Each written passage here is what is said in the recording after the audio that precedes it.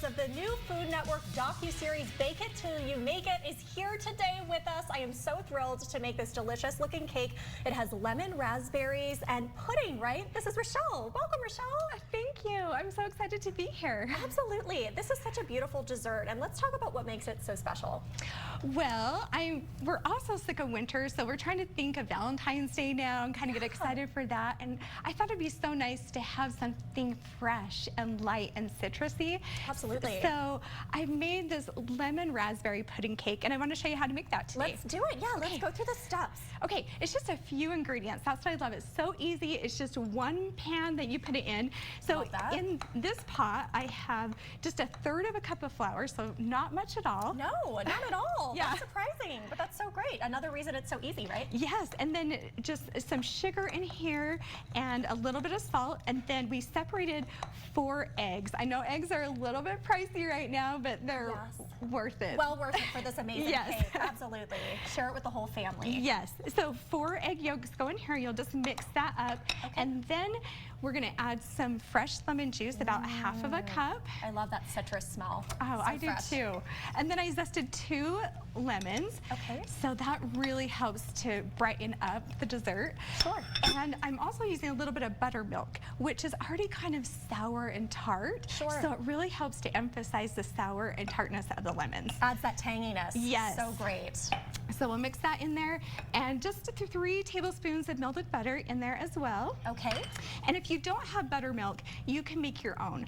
All you have to do is get a teaspoon of vinegar and add it into regular milk, and it will make it go sour. So let it sit about 10 minutes. Okay. And then you can mix it all together. Who knew? Because there have been times where a recipe will call for buttermilk, and I didn't know you could make it at home. And I'm like, oh, I have to, make an extra trip to the store. But that's so great. Great tip. Yes. So look at that all mixed together. So great. Okay. And then we have whipped up our egg whites to soft peaks right here. So soft peaks, they just kind of fold over just a little bit. Okay. So then we'll add those in. And it looks so fancy, but you make it look so easy, and accessible. So I'm a little less daunted when thinking of preparing something like this. It's beautiful. Oh, you should definitely make it. It's so easy.